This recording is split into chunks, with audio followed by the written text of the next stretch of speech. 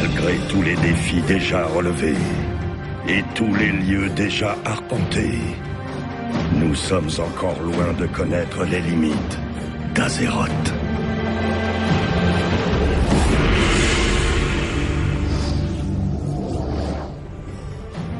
Nous sommes encore loin de connaître les limites d'Azeroth.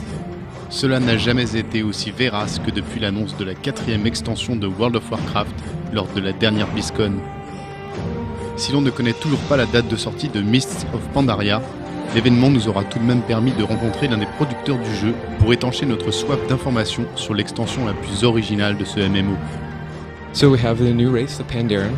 We have the new monk class, which is going to have 3 different specs: a healing spec, a tanking spec, and a melee DPS spec. We also have lots of new types of endgame content, like we have pet battle system, we have a new system called scenarios, PvE scenarios, and we have another new system called challenge mode dungeons, which we're really excited about. Mais bientôt, nous ouvrirons un nouveau chapitre. Une aventure comme nous n'en avions encore jamais connu. Un mystère nimbé de superstitions. Une terre de puissances oubliées et de magies ancestrales. Et un peuple qui pourrait bien changer notre destin à tous. So the reason we chose to do Pandaria this time around is because the Pandaren race has always been a race that we at Blizzard have loved since we had them in Warcraft 3, and we wanted to finally bring them to World of Warcraft. Another big thing is the Cataclysm and all the expansions before have really been about defeating one big enemy, and this time we wanted to sort of make the game more about exploration and peace and harmony and have a focus on the Alliance versus Horde conflict. Décidément, chez Blizzard, on aime bien s'inspirer des autres jeux développés en interne. La classe du moine, sortie tout droit de Diablo 3, fera donc son apparition dans World of Warcraft. Mais que faut-il en attendre au juste ? So the monk class is really interesting. The biggest change about the monk from any other class is that they don't have auto attack. What that means is that every time you push a button, you do an attack.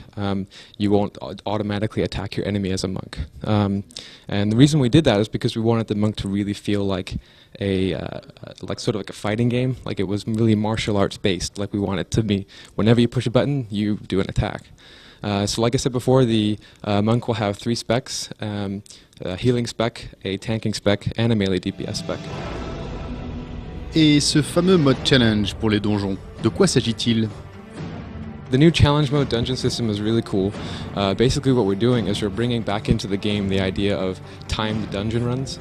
So each dungeon in the game will have a time limit that you have to defeat the dungeon before that time expires. And based on how quickly you defeat the dungeon, you'll get a bronze medal, a silver medal, or a gold medal. And you'll be able to match your times against everyone else on your server, against your friends, and see who did it the fastest. One of the coolest things about challenge mode dungeons, though, is that when you enter the dungeon, regardless of your gear level, everyone's gear will be normalized to the same level. So if you did the challenge mode dungeon on day 1, or if you did it after you have a bunch of raid gear, everyone's always on the same playing field. Une nouvelle race, une nouvelle classe, la possibilité de faire des combats de mascottes et ce nouveau mode pour les donjons, c'est sympa. Mais comment les développeurs justifient-ils l'interdiction de voler sur le nouveau continent tant que les joueurs n'ont pas atteint le niveau maximal ? I don't know about you guys, but we really felt like as we're playing through the game that the gameplay of questing while you have a flying mount is really not that fun. You jump on your mount, you go and you fly to your objective.